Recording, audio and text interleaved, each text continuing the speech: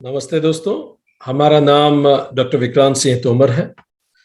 Project self incorporation USA, Bharat, United consciousness और तपन Chaure foundation की तरफ से आप सभी का हार्दिक स्वागत है। हम लोग योग सूत्र सीरीज का अध्ययन कर रहे हैं और आज 59वां सेशन है, 59 सेशन। हम लोग अध्याय 3 पे हैं जिसका नाम है विभूतिपाद। हमने अध्याय 3 में अभी तक ये जाना कि पहले सूत्र ने बताया कि जो चित्त है उसका किसी एक स्थान पर ठहर जाना धारणा है।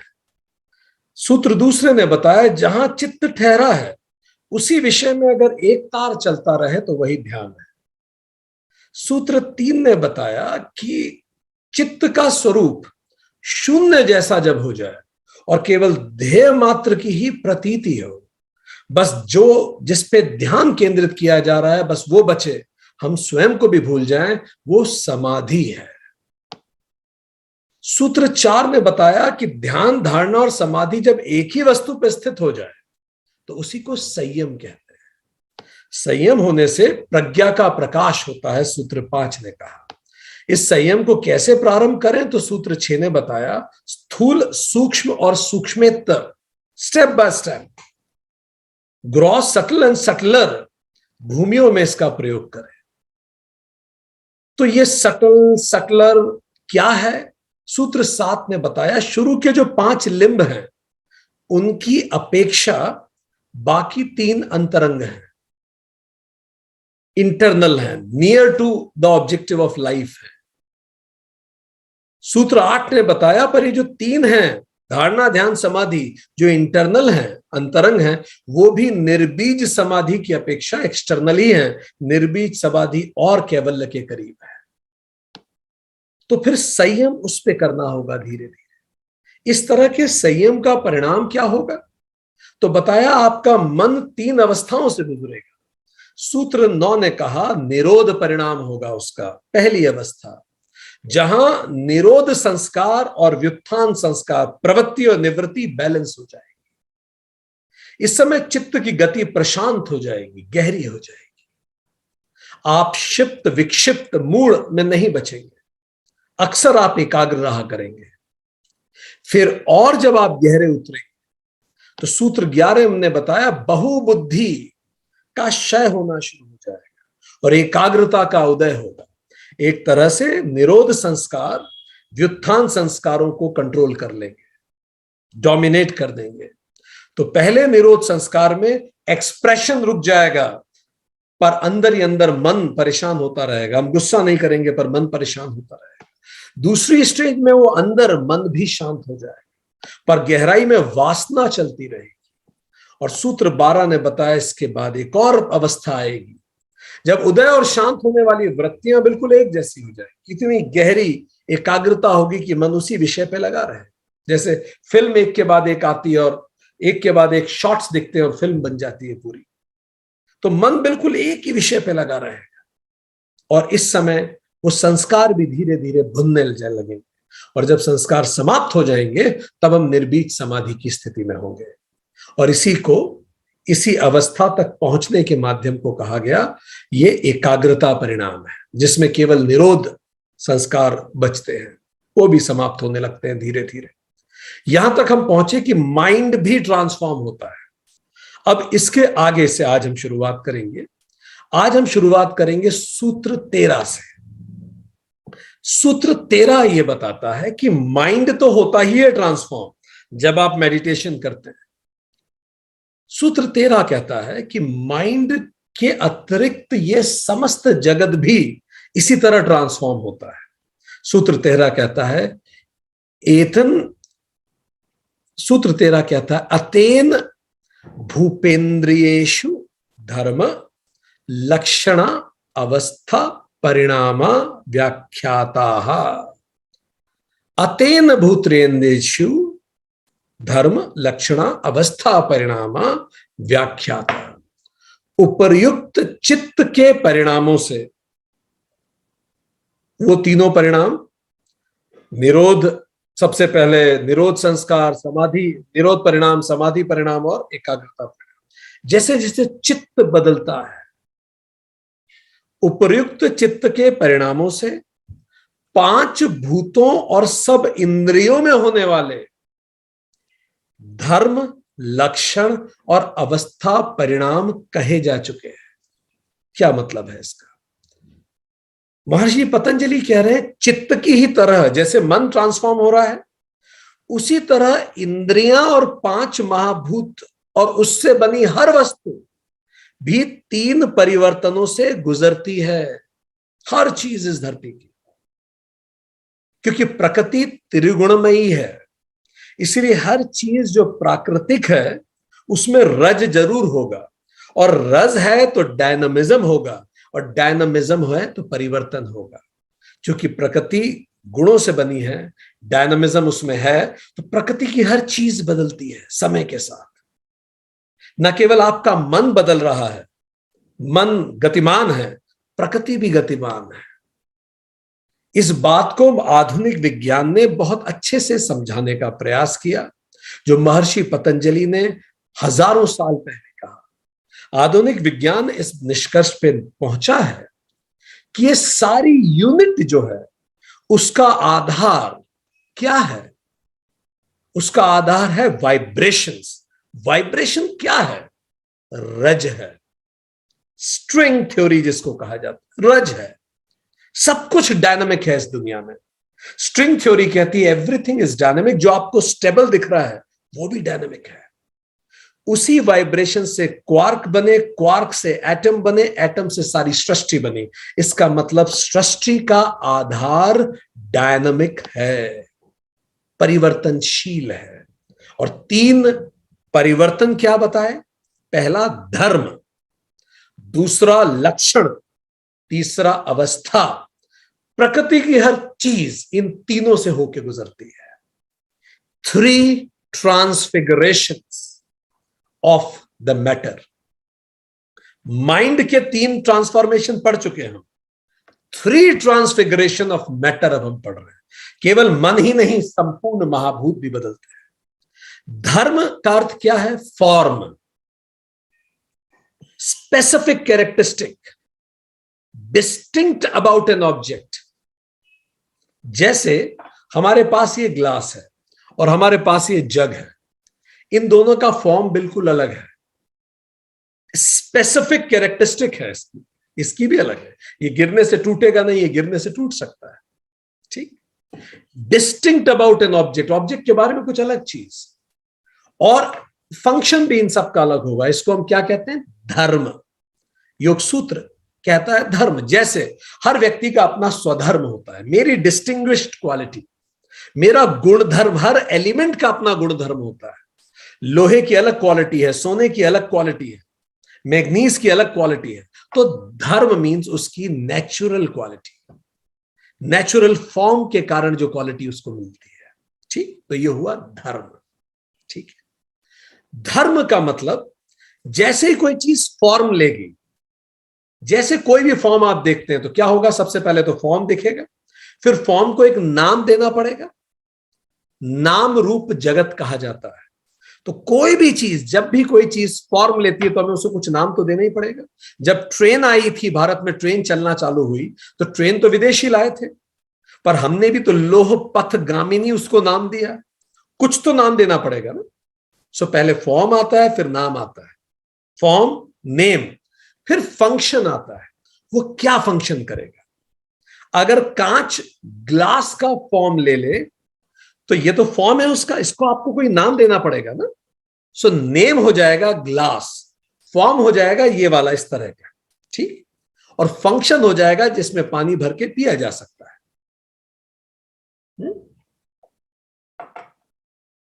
इस सब को कहा धर्म। हर एलिमेंट का, हर मैटर का एक धर्म होता है, फॉर्म, नेम और फंक्शन। क्लियर? दूसरा लक्षण। हर मैटर, लक्षण का मतलब है state, it's situation in time, past, present और फ्यूचर। ये 3 एस्पेक्ट हैं लक्षण के, स्टेट के। जैसे ये अंगूठी पास्ट में सोना थी, आज अंगूठी है, कल हो सकता है चेन बन जाए। सो पास्ट में सोना, प्रेजेंट में अंगूठी, फ्यूचर में चेन। इसको हम क्या कहेंगे? लक्षण। लक्षण के तीन aspect, past, present and future. धर्म के तीन aspect, form, name and function. Yes. तीसरा इज अवस्था, condition. Condition of an object. आपकी कार की क्या कंडीशन है? न्यू कार है, ओल्ड कार है, या ब्रोकन कार है? तो तीन एस्पेक्ट होते हैं कंडीशन के भी। टेम्पोरल स्टेट, न्यू, ओल्ड और ब्रोकन। ठीक। अवस्था, किसी भी चीज की क्या अवस्था है?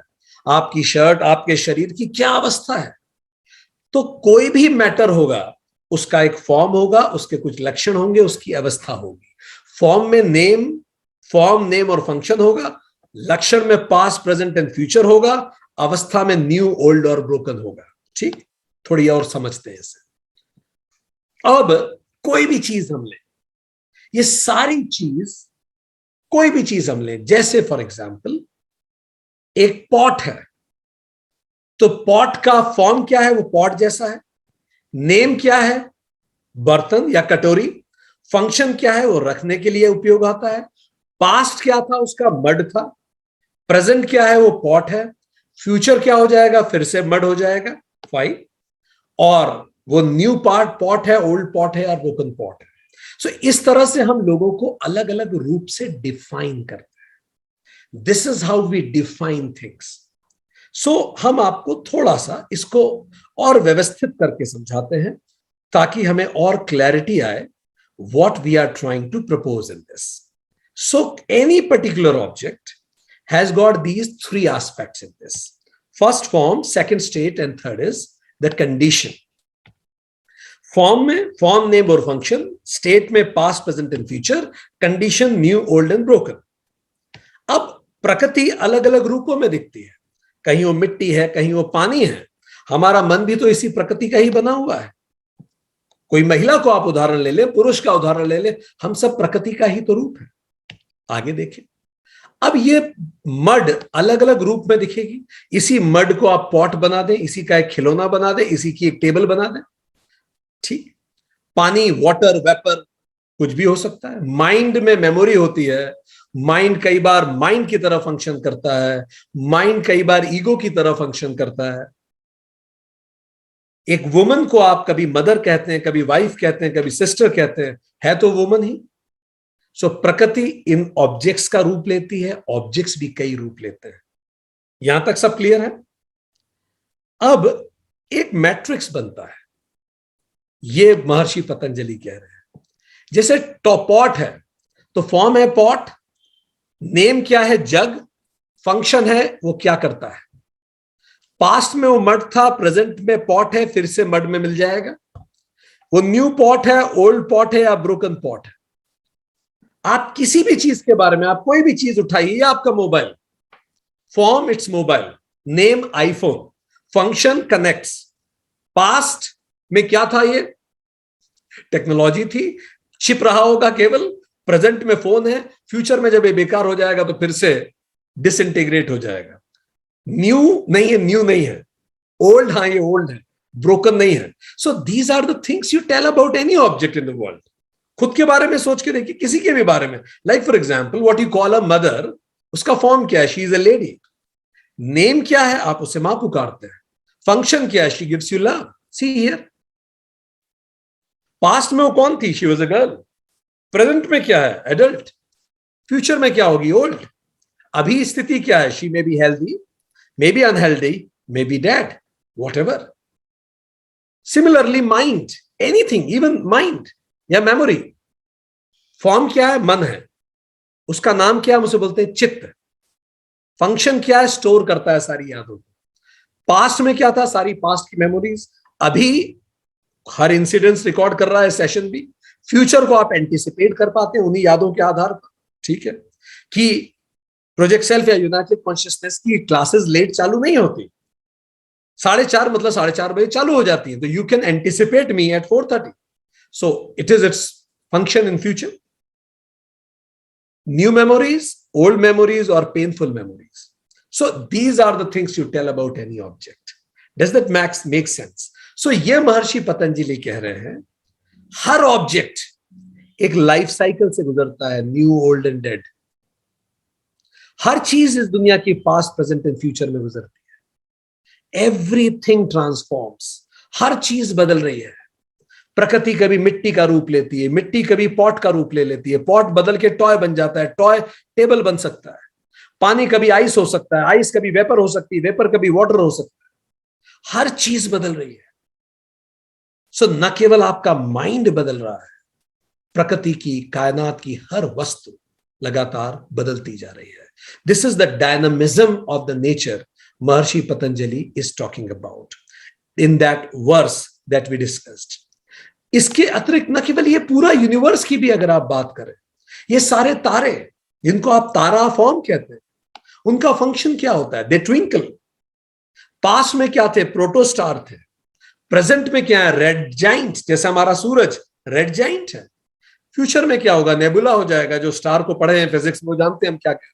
ठीक, ये तारा ओल्ड है, न्यू है, या डेथ होने वाली है उसकी, ये सब वैज्ञानिक बताते ही बताते हैं। तो ये सब, हर प्रकृति की चीज गतिशील है, सूत्र 13 ने बताया। पर सूत्र 14 और गहरा जाता है। ये तो हम जानते हैं प्रकृति की हर चीज गतिशील है, ये बताया महर्षि पतंजलि, और उसको इन 3 फॉर्म्स में बताया जाता है। सूत्र 14 कहता है शांत, उदित, अव्यपदेश्य, धर्मानुपाति धर्मी। अभी it is going more deeper. शांत मतलब अतीत, पास्ट। उदित मीन्स वर्तमान, जो उदय हो रहा है। अव्यय मीन्स भविष्य, जो भविष्य में। सो अतीत, वर्तमान और भविष्य के धर्मों में जो व्याप्त रहता है, आधार रूप में रहता है, वही धर्मी है। अब धर्म शब्द हम पढ़ चुके हैं, अब एक और नया शब्द उन्होंने कहा, धर्मी। वो ये कह रहे हैं ये सब चीजें बदल रही हैं, पास्ट, प्रेजेंट एंड फ्यूचर में, पर एक चीज है जो पास्ट में भी थी, प्रेजेंट में भी है और फ्यूचर में भी रहेगी। उस मूल तत्व को क्या कहा गया? धर्मी।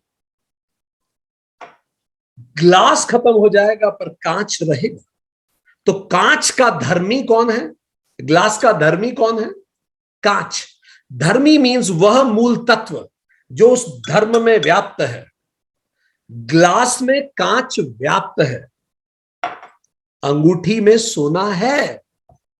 सो धर्मी वो जिससे धर्म बनता है। जैसे प्रकृति से क्ले बना, क्ले से पॉट बना। ठीक, सो पॉट का धर्मी कौन हो गया?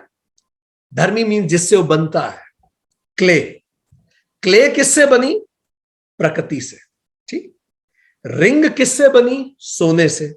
सोना किससे बना? प्रकृति से। तो रिंग का धर्मी कौन? सोना। सोने का धर्मी कौन? प्रकृति। हमेशा कौन रहेगा? प्रकृति। तो उन्होंने कहा यह सब कुछ बदल रहा है, पर इस सब कुछ बदलने के पीछे कुछ है जो हमेशा रहता है। वो जो हमेशा रहेगा वो प्रकृति है। धर्म बदलेंगे हमेशा, पर कुछ है जो हमेशा रहेगा। वो रहेगा, वो रहा है। वो स्पॉट, टॉय, जग और मिट्टी के परे है। वो अपरिवर्तनशील है, वो रहेगा। धर्म रूप के साथ बदलता जाएगा। अगर आपने उस मिट्टी का खिलौना बना दिया तो उसका फंक्शन अलग हो जाएगा। मिट्टी का ग्लास बना दिया, उसका फंक्शन अलग हो जाएगा। बट मिट्टी का फंक्शन रहेगा। ठीक, तो पहली चीज, धर्म बदलेगा, धर्मी नहीं बदलेगा। ठीक, वो जो हमेशा व्याप्त रहेगा, जो सबके पीछे है, पास्ट, प्रेजेंट एंड फ्यूचर में वो रहेगा। धर्मी ही धर्म प्रोड्यूस करता है, जैसे क्ले पॉट प्रोड्यूस करता है। ठीक, धर्म डिपेंड्स ऑन धर्मी फॉर इट्स एग्जिस्टेंस। धर्मी शब्द से परेशान मत होइए। धर्मी का मतलब जो विद्यमान रहेगा हमेशा, जो आधार है। ठीक है, सो मिट्टी आधार है और ग्लास उसका प्रोडक्शन है। सो धर्मी प्रोड्यूसेस धर्म, क्ले प्रोड्यूसेस पॉट. धर्म डिपेंड्स ऑन धर्मी फॉर इट्स एग्जिस्टेंस. जो धर्म है वो धर्मी पर निर्भर करता है अपने अस्तित्व के लिए. जैसे पॉट क्ले पर निर्भर करता है अपने एग्जिस्टेंस के लिए. ठीक, यहां धर्म से तात्पर्य पर्टिकुलर फॉर्म से है. ठीक, उसको उस धर्म से अभी कंफ्यूज मत कीजिए. क्लियर? सो उस धर्म से अभी बिल्कुल कंफ्यूज मत कीजिए. यहां पर्टिकुलर फॉर्म, हम कह रहे हैं फॉर्म आया तो धर्म है वो फॉर्म. ठीक, सो धर्मी वो आधार है जिससे सारे फॉर्म निकलते हैं. क्ले ही वो आधार है जिससे मिट्टी का हर सामान बनता है. ठीक, धर्म धर्मी में रहता है. सो जैसे संगीत संगीतकार में रहता है, जैसे गीत गीतकार में रहता है. ठीक है, इसका मतलब धर्मी कॉज है और धर्म उसका इफेक्ट है. प्रकृति कॉज है, सारे फॉर्म्स उसका इफेक्ट है. क्लियर? तो क्वेश्चन ये उठता है, तो फिर अंतिम धर्मी कौन? Which is the final cause, causeless cause. Toy का कॉज मिट्टी, मिट्टी का कॉज वॉट? मिट्टी का कॉज हो सकता है धरती, धरती का कॉज वॉट? धरती का कॉज हो सकता है एटम, एटम का कॉज वॉट? फाइनली वो अल्टीमेट कॉज क्या है? सो टॉय, क्ले, धरती, molecule, atom, quark, vibrations and then vibrations to प्रकृति. तो योग कहता है वास्तविक धर्मी प्रकृति है, उसी को आप चारों तरफ देखते हैं, वही चारों तरफ दिखती है. अब यहां एक पल रुक जाइए. वेदांत और योग बस यही अलग सोचते हैं. योग कहता है अंतिम धर्मी जो अलग अलग रूप ले रही है वो प्रकृति है. ठीक बात है. पर योग ये कहता है प्रकृति एटर्नल है, अजन्मा है, वो शुरू से रही है. वेदांत ये कहता है प्रकृति भी मैनिफेस्टेशन है ब्रह्म का. सो अंतिम धर्मी ब्रह्म है, जिसको आत्मा ब्रह्म कहा जाता है. ये वेदांत कहता है. योग यहां रुक जाता है. योग कहता है प्रकृति अंतिम धर्मी है, वही रूप ले रही है. यहां तक वेदांत भी सहमत है, पर वेदांत कहता है वो प्रकृति भी रूप है जो ब्रह्म स्वयं लेता है. सो this is the difference between Vedanta and योग सूत्र. What I follow more, I follow certainly Vedanta, but this is a small difference here. You should know about it. ठीक. So इसको और बेहतर समझने के लिए हमें 3 छोटे से नियम समझने चाहिए. ठीक. I hope थोड़ा बहुत हम क्लियर कर पा रहे हैं. To understand it better, 3 नियम, law of cause and effect हम समझे. पहला लॉ क्या है? 3 कॉज एंड इफेक्ट के आप नियम समझ जाएंगे तो बहुत सारी चीजें अपने आप सरल हो जाएंगी. पहला, every effect has a cause. बिना कॉज के कोई इफेक्ट नहीं होता. ठीक. There can not be gold ornament without gold. There can not be mud pot without mud.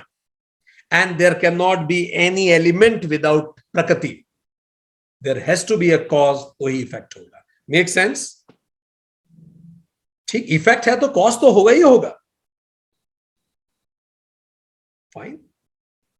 So as I told, the basic difference between Vedanta and Yoga Sutra is this.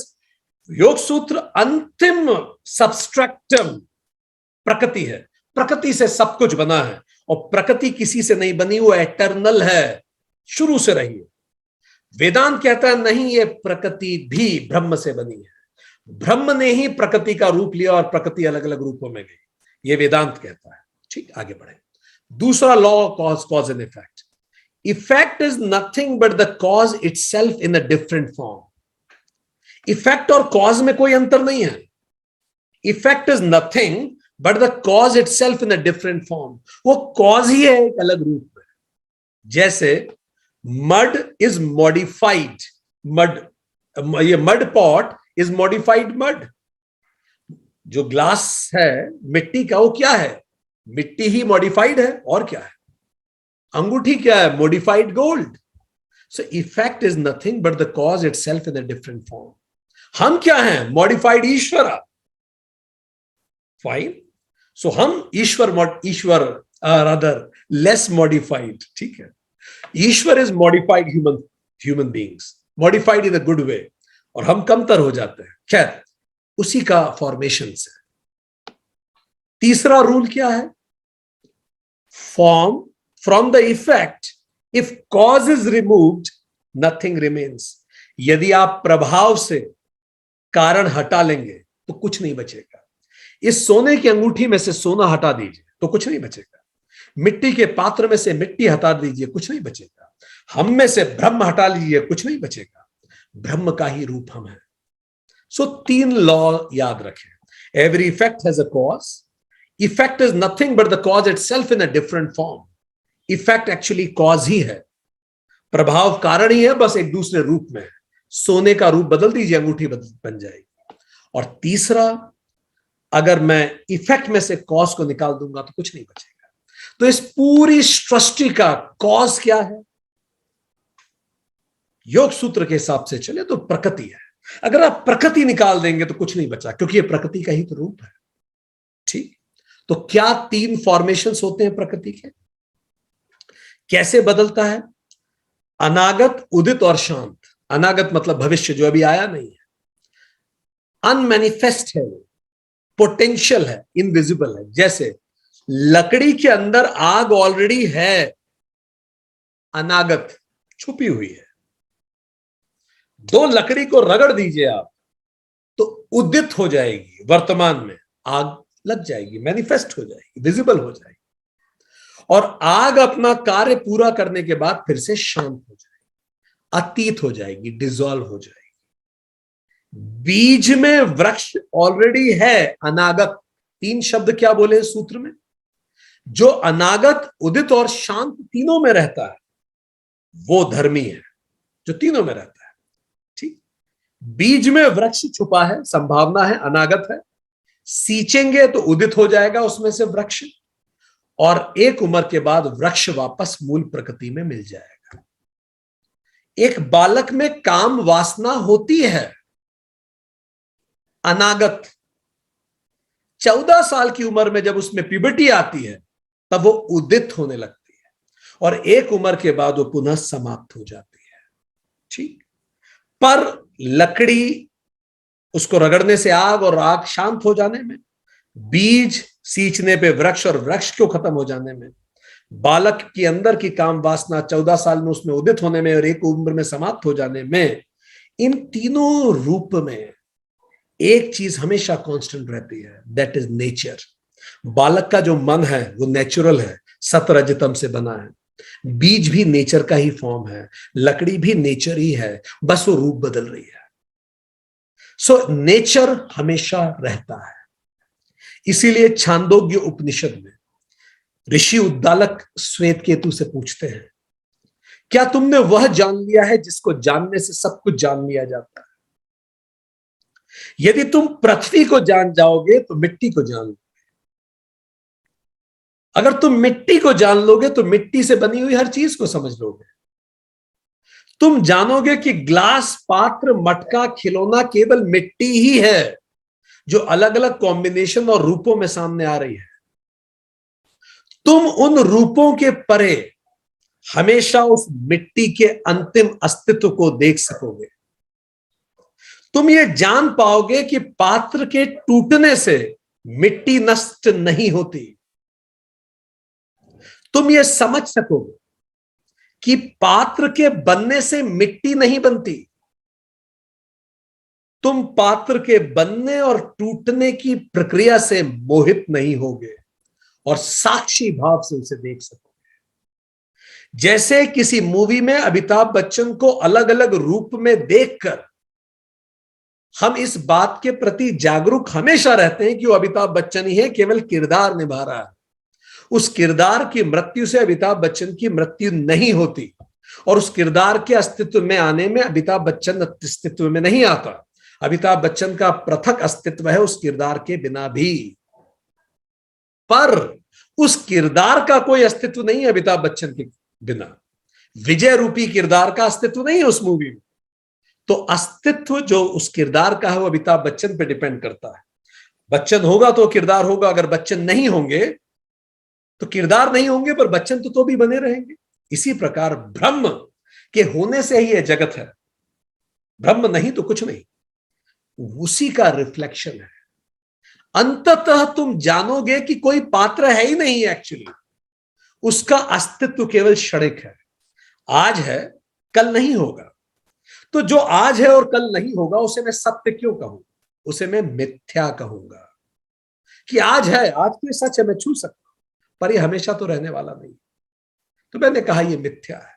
इस प्रकार समस्त जगत उसी सत्य का अलग अलग रूप है, अलग अलग कॉम्बिनेशन से वो प्रकट होता है। और प्रकृति हर रूप में धर्म, लक्षण और अवस्था से गुजरती जाती है। अनागत, उदित और शांत होती रहती हैं चीजें, पर प्रकृति जो धर्मी है सदा विद्यमान रहती है। और प्रकृति को जान लेने से प्रकृति से बनी हर वस्तु को जाना जा सकता है। क्ले के नेचर को जानने से टॉय का नेचर जाना जा सकता है। क्ले की क्वालिटी डिसाइड करेगी टॉय की ड्यूरेबिलिटी कितनी होगी, टॉय की स्ट्रेंथ कितनी होगी, टॉय की चमक कैसी होगी, ये सब आप बता सकते हैं just by knowing the nature of the clay.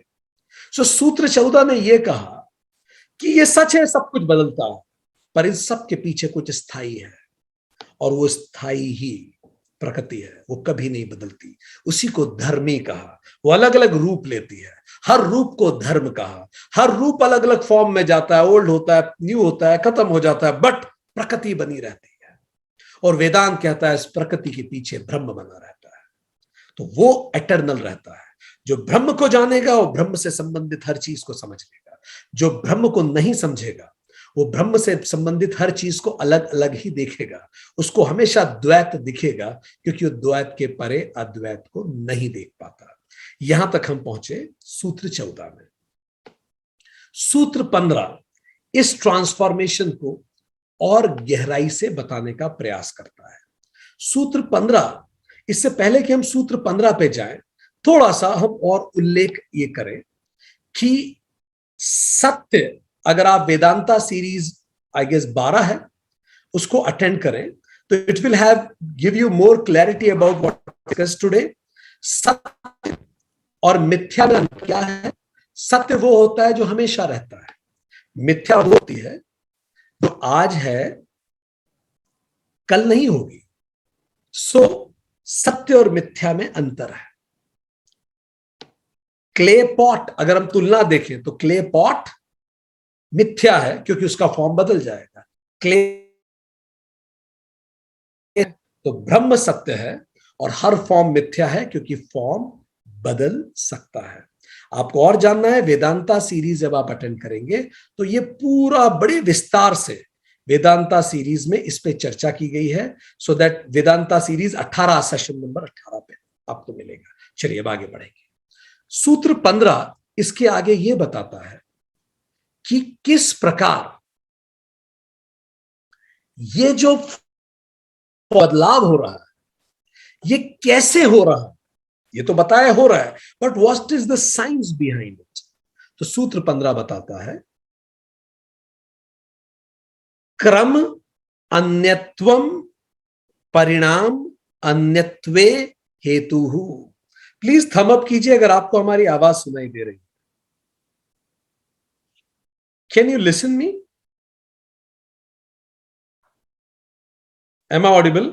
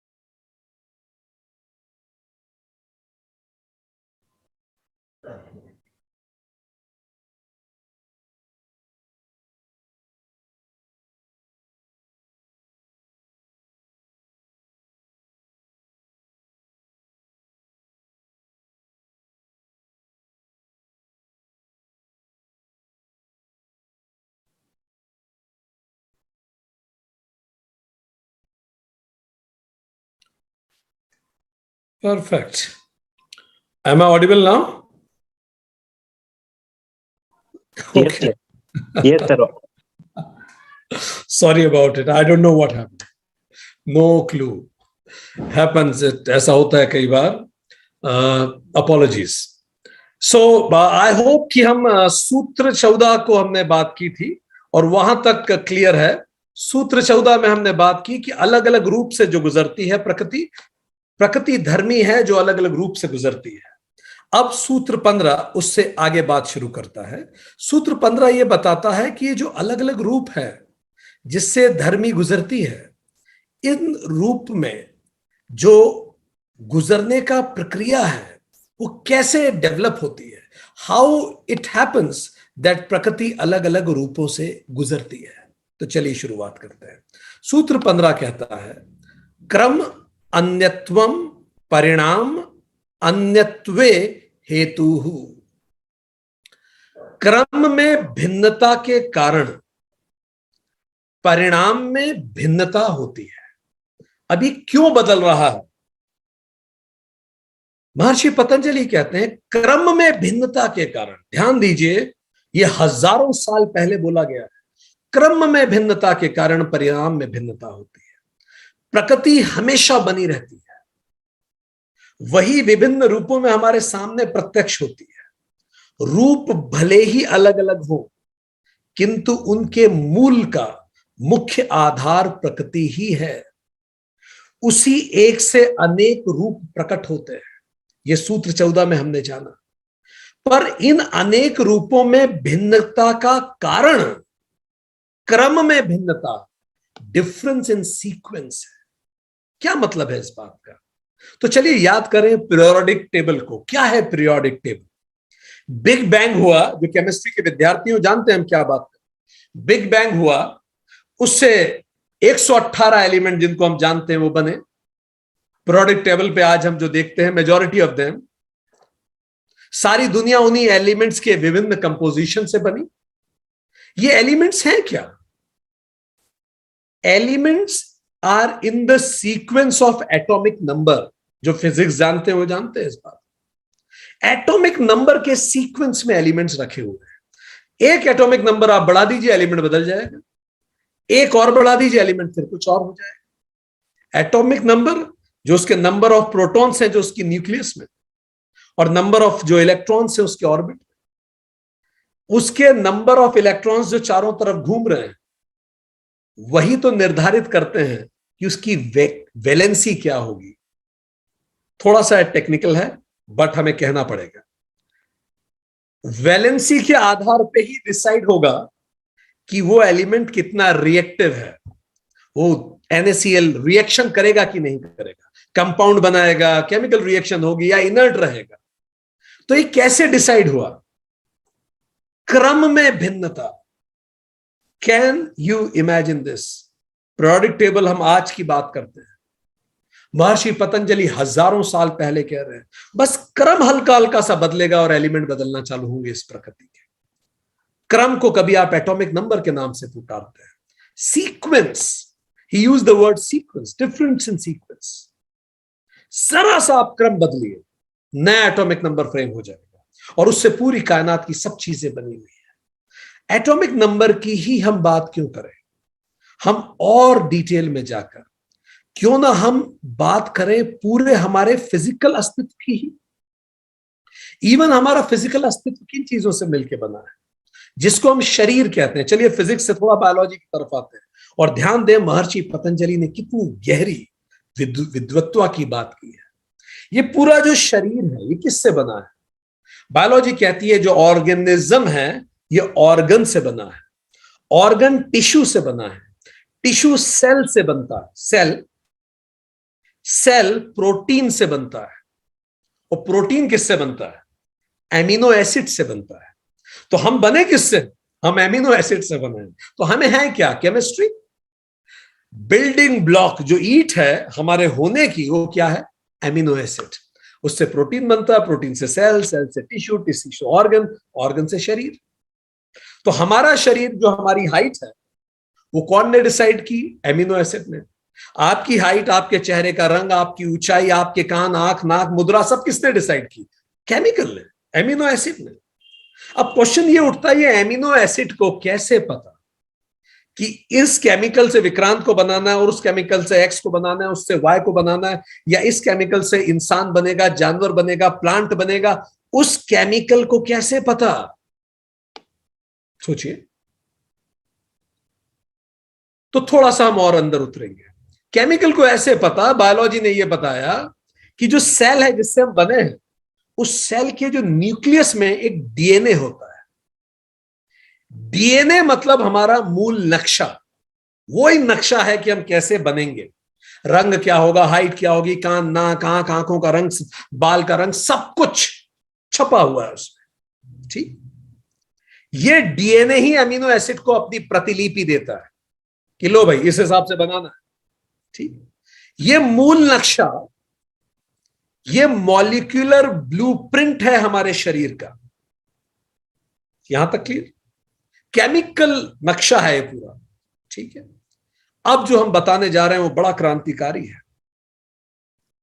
ये नक्शा कैसे लिखा जाता है? तो वैज्ञानिकों ने 4 अल्फाबेट्स इसके लिए आइडेंटिफाई की। ACTG, आई रिपीट, ACTG, ये उनके नामों के फर्स्ट अल्फाबेट। इनको कहा गया न्यूक्लियोटाइड्स। न्यूक्लियोटाइड्स, बस। ये जो ACTG है, इसको बार बार लिख दीजिए, ACTG, TG, AC, ATCG। ये अगर आपने लिख दिया अलग अलग तरह से, इसी को कहते हैं ये आपका डीएनए कोड है। तो इस धरती पे जितने लोग हैं सबका कोड बिल्कुल अलग अलग है, पर ये कोड है क्या? It's a sequence. किस चीज का सीक्वेंस? ACTG। अब आप इसको जितनी बार अलग अलग रूप में लिखेंगे उतनी स्पीशीज बनती चली जाएंगी, उतने लोग बनते चले जाएंगे। सो इसी सीक्वेंसिंग को डीएनए कोड कहते हैं। क्रम में भिन्नता दुनिया को बनाती है, महर्षि पतंजलि ने कहा। सीक्वेंसिंग ही क्रम में भिन्नता है। सो जो डीएनए है इसको लिखा कैसे जाता है? ACTG में। ठीक, तो डीएनए अपनी प्रतिलिपि देता है, उस प्रतिलिपि को कहा जाता है, फोटोकॉपी को कहा जाता है आरएनए। फोटोकॉपी का नाम है आरएनए। ये आरएनए जब आता है तो उसमें ऐसा लिखा होता है ATCG, AGCTG। ये कोड में आ गया। इसको हमने क्या कहा? DNA code. जैसे एमिनो एसिड को डीएनए कोड का पर्चा मिलता है, एमिनो एसिड उसी के हिसाब से खटाखट खटाखट खटाखट प्रोटीन बनाना चालू कर देता है। फिर प्रोटीन उसी नक्शे के अनुसार ब्लॉक्स बनते हैं, उसी से मसल्स बनते हैं, स्ट्रक्चर बनता है, पूरी बायोकेमिकल बनता है, हमारी ग्रोथ बनती है, उसी के हिसाब से पूरा सेल बनता है, उसी के हिसाब से टिश्यू बनता है, सेल से, टिश्यू से ऑर्गन बनता है, ऑर्गन से पूरी बॉडी बनती है। बनती कैसे है? डीएनए से। और डीएनए क्या है? क्रम है, ACTG का। Make sense? तो फिर हम सबके स्ट्रक्चर एक दूसरे से इतने अलग कैसे हो जाते हैं? इसका कारण है म्यूटेशन। म्यूटेशन। तो क्या होता है म्यूटेशन? क्या है म्यूटेशन? फिर change in the nucleotide sequence of DNA is called mutation. क्रम में भिन्नता म्यूटेशन है। जरा सूत्र 15 फिर से याद कीजिए, क्या शब्द यूज किए हैं महर्षि पतंजलि ने? क्रम में भिन्नता के कारण अलग अलग रूप बनते हैं। ठीक, और क्या बोल रहे हैं आधुनिक वैज्ञानिक? क्रम में भिन्नता जब डीएनए में आती है तो उसी को म्यूटेशन कहते हैं। शब्द भी वही है, हम शब्द भी नहीं बदल रहे हैं। Change in the nucleotide sequence of DNA is called mutation. इसका मतलब जो डीएनए कोड है ACTG, TG, ACTG, इसकी जगह हम लिख दें ATCG, ये बदल गया सब कुछ। ये हो गया म्यूटेशन। एक शब्द आप बदल दीजिए, सब कुछ बदल जाएगा, क्योंकि उसी से तो हम बने हैं। ठीक, अब ये म्यूटेशन होता कैसे? तो जो डीएनए है हमारा, ये डीएनए आपने अक्सर देखा होगा, ऐसा थ्रेड लाइक स्ट्रक्चर है, स्पाइरल लेडर, स्पाइरल स्ट्रक्चर है। ठीक है, अभी हम आपको सारा पिक्चर दिखाएंगे, पहले समझ लीजिए। ये डीएनए पूरे शरीर के अगर हम डीएनए देखें तो इतने लंबे हैं दोस्तों कि धरती से सूरज तक 70 बार अप डाउन कर लीजिए आप, अगर हम लंबाई में खींच लें तो। Can you imagine this? धरती से सूरज 70 बार आके चले जाइए वापस, इतना लंबा डीएनए की श्रृंखला है। और हर श्रृंखला किससे बनी? एटीसीजी एटीसीजी ऐसी बनी। ठीक, अभी जो एटीसीजी एटीसीजी के कुछ स्पेसिफिक ब्लेंड ग्रुप होता है, ठीक, डीएनए तो इस पूरे को डीएनए हम कहेंगे, पर डीएनए के छोटे छोटे जो ब्लॉक्स होते हैं, एक पर्टिकुलर सीक्वेंस, एक पर्टिकुलर सेगमेंट, इसको कहते हैं जीन। आपने सुना होगा जीन, मतलब डीएनए राज्य है तो जीन क्या है? उसका जिला। जिला फंक्शनल यूनिट होता है ना। उज्जैन जिले में सोयाबीन ज्यादा होती है, किसी और जिले में कुछ और ज्यादा होता है, तो हर जिला अलग अलग। तो ये जो जिले हैं, जीन फंक्शनल यूनिट्स हैं, ये जीन डिसाइड करता है आपकी आंखों का रंग क्या होगा, हेयर का रंग, स्किन का रंग, आपको गुस्सा आया कितना आएगा, आप में गुस्से का जीन है कि नहीं, ये जीन होते हैं। यहां तक क्लियर है? तो डीएनए जो एसीटीजी है, जीन जो एक पर्टिकुलर ब्लॉक है, उसका ग्रुप है जो एक फंक्शनल चीजें बनाता है। Third is called chromosome. ये जो डीएनए है, जब इनको जिप ड्राइव की तरह बिल्कुल एक छोटी सी जगह में डाल दिया जाता है, जैसे जिप होता है, कॉम्प्रेस करके, कॉम्पैक्ट करके, ऐसे फैला के नहीं, तो उसको कहते हैं क्रोमोसोम। ये प्रॉपर अरेंज, जैसे आपने पूरे कपड़े बिखरे हुए हैं तो उनको जमा देते ना आप अलमारी में, वार्डरोब, मतलब अलमारी में जम गया, पूरा डीएनए एक सीक्वेंस में जमा होता है, इसको बोलते हैं क्रोमोसोम। डीएनए को जब जमा दिया जाता है। ठीक, ये सब हम क्यों बता रहे हैं अभी आपको समझ में आना चालू होगा। तो डीएनए को क्रोमोसोम में जमा दिया जाता है। तो हर व्यक्ति के अंदर क्रोमोसोम होते हैं। क्रोमोसोम मतलब वो डीएनए का ही एक अरेंजमेंट होता है, उसको क्रोमोसोम कहते हैं। दो तरह के क्रोमोसोम होते हैं, एक्स और वाई, ये आपने पढ़ा होगा। एक्स मां से मिलता है, वाई पिता से मिलता है, और एक्स और वाई के कॉम्बिनेशन से पेयर से अलग अलग स्पीशीज बनती है। ह्यूमन में 23 पेयर होती है। अगर 23 पेयर कर दो एक्स वाई की सेल में, तो क्या बन जाएंगे हम? इंसान। एक पेयर कम कर दो 22, तो हम क्या बन जाएंगे? डॉल्फिन। जरा सी पेयर बदल दो तो सब कुछ बदल जाएगा, स्पीशीज ही नई खड़ी हो जाएगी। ठीक, तो हमने जाना क्रोमोसोम क्या है, जीन क्या है और डीएनए क्या है। अब हम बात कर रहे हैं म्यूटेशन कैसे होता है। तो जब माता पिता आपस में मिलते हैं, तो मां का एग और पिता का स्पर्म जब एक दूसरे से फर्टिलाइज होता है, तो आधा डीएनए मां का और आधा डीएनए पिता का मिलके क्रोमोसोम बनता है। तो क्रोमोसोम में वो जो कपड़े रखे होते हैं वार्डरोब में, आधे कपड़े मां के रखे हुए हैं, आधे कपड़े पिता के रखे हुए हैं, ऐसे समझ लीजिए। ठीक है, सो दोनों के कपड़े मिलके बच्चे को कपड़े मिलते हैं, दोनों के व्यक्तित्व मिलके बच्चों को व्यक्तित्व मिलता है। पर अक्सर, हमेशा इनफैक्ट, जब ये मिक्सचर होता है तो कई बार डीएनए का कुछ कोड जो होता है बदल जाता है, हर बार बदलता है। एक स्मॉल कोड, आप सोचिए, यहां से सूरज तक 70 बार आके जाना, इतना स्ट्रेच है इसका, उसमें एक भी अगर बदल गया, ए सी टी जी की जगह किसी भी एक जगह एक अल्फाबेट आगे पीछे हो गया, क्रम भिन्नता हो गई, तो जो नया बच्चा आने वाला है उसका एक नया डीएनए कोड हो गया, बदल गया। एक शब्द भी बदल दो, सब बदल गया। इस तरह से इस धरती की हर व्यक्ति का एक नया डीएनए कोड है। हम सब म्यूटेंट हैं, म्यूटेशन से पैदा हुए। तो कुछ तो हमें पिताजी से मिला, कुछ माताजी से मिला, और कुछ प्रकृति ने दे दिया, वो एसीटीजी में सीक्वेंस बदल दिया। इसीलिए हमारे कुछ नेचर माता जैसा, कुछ पिता जैसा, और कुछ हमारा खुद का है। ठीक, so this is how we are a unique being, इसलिए हमारा डीएनए कोड यूनिक है इस धरती में और किसी का नहीं।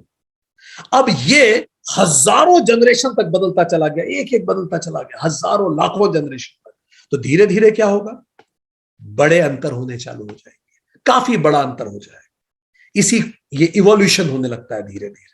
बहुत सदियों तक अगर ये बदलता रहे तो धीरे धीरे थोड़ा अंतर होने लगेगा 1000 जनरेशन बाद। तो म्यूटेशन कैसे होता है? पहला, जब बच्चा पैदा होता है हर बच्चा म्यूटेंट होता है। दूसरा, रेडियो एक्टिव एक्सपोजर हो गया। हल्क पे नहीं हुआ था, आप किसी रेडियो एक्टिव जगह गिर गए, एक्सपोजर हो गया। वैज्ञानिक बताते हैं ऐसा बिल्कुल संबंध नहीं है जैसा हल्क के साथ हुआ था, इसलिए नेवर ट्राई दिस। ठीक, वो केवल कहानियों में होता है, बट हाँ संभावना होती है, करोड़ों में एक संभावना कि ऐसा कुछ हो जाए। ठीक, दूसरा, और कई बार सेल डिवीजन में कुछ गलती हो जाती है तो भी वो कोड थोड़ा डिस्टर्ब हो जाता है, उसका क्रम बदल जाता है। म्यूटेशन हो जाता है। वायरस कुछ अटैक हम पे किया, उससे म्यूटेशन हो जाता है। कोई केमिकल रिएक्शन हो गई हमारे अंदर, उससे भी म्यूटेशन हो जाता है। ठीक, तो म्यूटेशन हो जाता है। म्यूटेशन मतलब क्रम भिन्नता, क्रम भिन्नता से हम व्यक्ति सब एक दूसरे से अलग हो जाते हैं। ठीक, अब there is something called theory of common descent. ये बड़ी इंटरेस्टिंग थ्योरी, और यही महर्षि पतंजलि कह रहे हैं। थ्योरी ऑफ कॉमन डिसेंट ये कहती है, सुनिए, all living things are related. All living things, all humans नहीं, all living things are related. They descend from the common ancestors. हम सब एक ही एंसेस्टर से पैदा हुए, हम सब रिलेटेड है। ठीक, अजीब नहीं है? मतलब हमारा हिप्पोपोटामस का, डायनासोर का और मच्छर का, हम सबके पिता एक ही हैं। Isn't it interesting? यही महर्षि पतंजलि कह रहे हैं, सबकी पिता या हम कहें माता प्रकृति है, उसी से निकले हैं, कॉमन सोर्स। ठीक, 4 बिलियन ईयर्स एगो जब धरती पे जीवन आया था, सिंगल सेल ऑर्गेनिज्म था, वो करोड़ों सालों में इवॉल्व होता चला। ठीक है, वो स्प्लिट हो के इवॉल्व होता था धीरे धीरे, और बने, फिर मछली आई, धरती पानी के नीचे जीवन आया, हम सब जानते हैं। 1809 से 1882 के बीच में डार्विन रहे, उन्होंने एक थ्योरी दी, इसको कहते हैं इवोल्यूशन। इवोल्यूशन क्या है? Net change in organism over generations is called evolution. वो जो एक सिंगल सेल अमीबा था, उससे विक्रांत सिंह तोमर का बनना इवोल्यूशन है। नेट चेंज हुआ,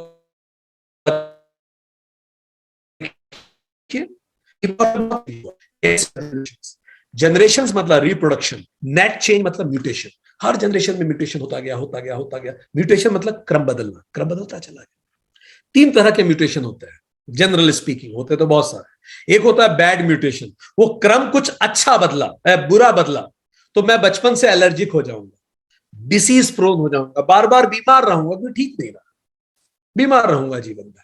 कई होते हैं पेरेंट्स स्वस्थ हैं, बच्चे बीमार रहते हैं। ठीक, दूसरा न्यूट्रल म्यूटेशन हुआ, मतलब माइनर निग्लिजिबल चेंजेस हुए, जो अक्सर होता है। तीसरा गुड म्यूटेशन हुआ। गुड म्यूटेशन कैसे होता है? जो मुझे और स्ट्रांग बना देता है, कुछ सही कोड आ गए, मैं और स्वस्थ रहने लगा। जैसे गिरगिट में आया, वो कॉमोफ्लेज करने लगा, नेचर के हिसाब से अपना रंग बदलने लगा, तो उसके जिंदा रहने के चांसेस बढ़ गए। जैसे जिराफ में म्यूटेशन आया, सदियों बाद उसकी गर्दन लंबी होती चली गई, सरवाइव ज्यादा कर पाया। जैसे ऑस्ट्रिच में म्यूटेशन आया, उसके पैर लंबे हो गए, तेजी से दौड़ पाया, एक्स्ट्रा स्ट्रेंथ मिलती है। ये जितने सुपर हीरोज हैं एवेंजर्स के, म्यूटेंट्स, म्यूटेशन है। ठीक, तो सही म्यूटेशन हो गया, तो अब क्या हुआ? बेटर सर्वाइवल के चांसेस होने लगे। तो इसी को नेचुरल सिलेक्शन कहते हैं। अगर आप में म्यूटेशन खराब हुआ, आप बीमार रहेंगे, कुछ समय बाद मर जाएंगे। नेचर आपको नहीं रखेगा। कोई भी स्पीशीज जो कमजोर होती है, नेचर उसे खत्म कर देता है। और सही म्यूटेशन जो होता है, जो स्पीशीज मजबूत होती है, नेचर उसे जिंदा रहने देता है, रिप्रोडक्शन होता है, और बेहतर स्पीशीज बनती चली जाती है। इसको बोलते हैं नेचुरल सिलेक्शन।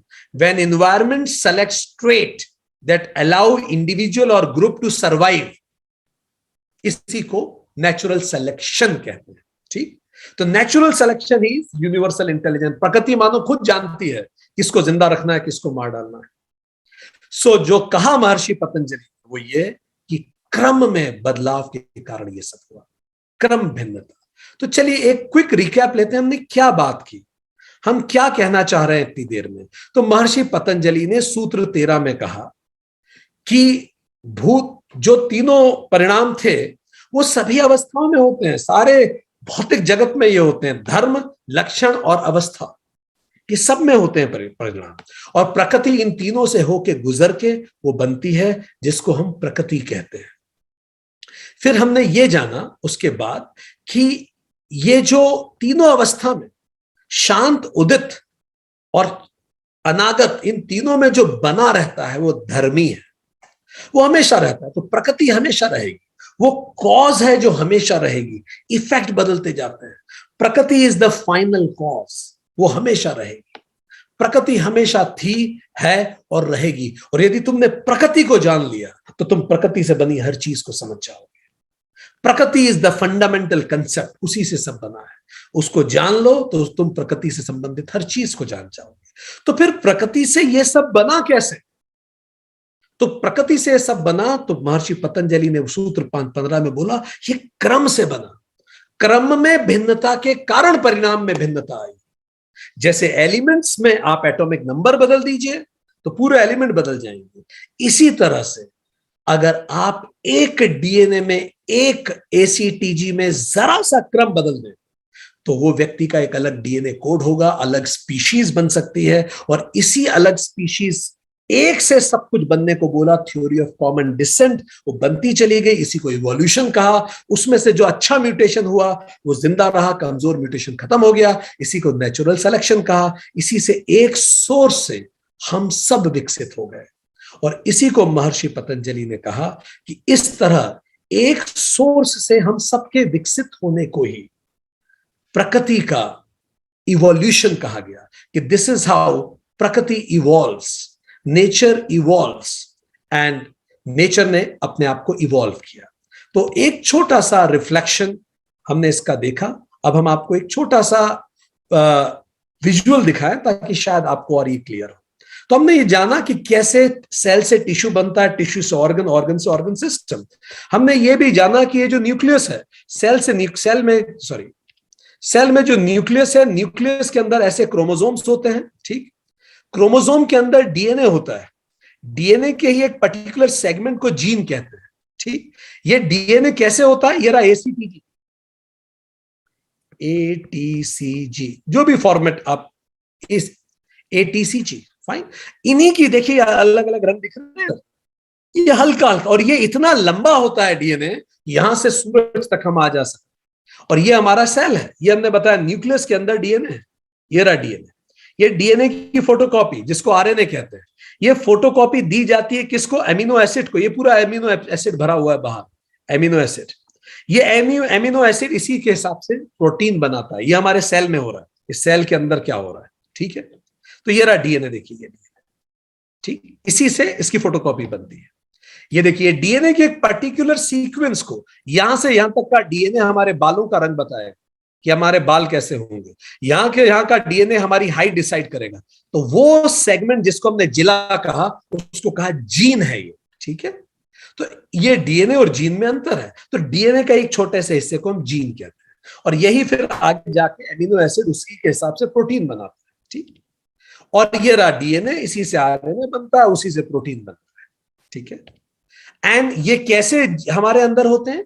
ये जैसे हमने बताया, डीएनए की photocopy RNA, RNA amino acid बनता है, अमीनो एसिड ने प्रोटीन बनाया। पर ये डीएनए कहां इकट्ठे होते हैं? देखिए ये इस जगह इकट्ठे होते हैं, ऐसे कॉम्पैक्ट फॉर्म में। वार्डरोब है जिसको हम क्रोमोसोम कहते हैं। ये देखिए ऐसे दिखते हैं अंदर। देखिए TAGTA, जो भी कुछ सीक्वेंसिंग है, यही सीक्वेंसिंग अगर हल्की सी बदल गई तो हमने कहा ये म्यूटेशन हो गया। और म्यूटेशन ही क्रम विकास है, जिसको इवोल्यूशन कहते हैं। ये देखिए न्यूक्लियस में कैसे इतने सारे, ये देखिए न्यूक्लियस के अंदर इतने सारे क्रोमोसोम है। ये जब 23 होते हैं तो इंसान बन जाएगा, ये अगर कम हो गए तो डॉल्फिन बन जाएगी। यही डिसाइड करता है। तो ये इस तरह से बने रहते हैं। देखिए रहा जीन, ये आपका जीन कोड है। हो सकता है ये आपकी हाइट का जीन हो, ये किसी और चीज का जीन होता है। ये एक जीन है हाइट का, ये दूसरा जीन है, और ये जीन ऐसे, ये आपका कोड है। जैसे कोई आपका आईपी एड्रेस नहीं होता, ये आईपी एड्रेस है। देखिए रहा क्रोमोसोम, ये अगर आप बड़ा करेंगे तो ऐसा दिखेगा। और ये देखिए ये एटीसीजी, ये देखिए, ठीक। तो ये इस तरह से, और जरा सा इसको निकालिए, इसको यहां जोड़ दीजिए, लीजिए पूरी स्पीशीज बदल गई, सब कुछ बदल गया। इसी को म्यूटेशन कहते हैं। इसको बदल दीजिए हल्का सा। ये जरा सा सीक्वेंस यहां देखिए CTC है, इसको CAC कर दीजिए, लीजिए सब खत्म हो गया, सब बदल गया।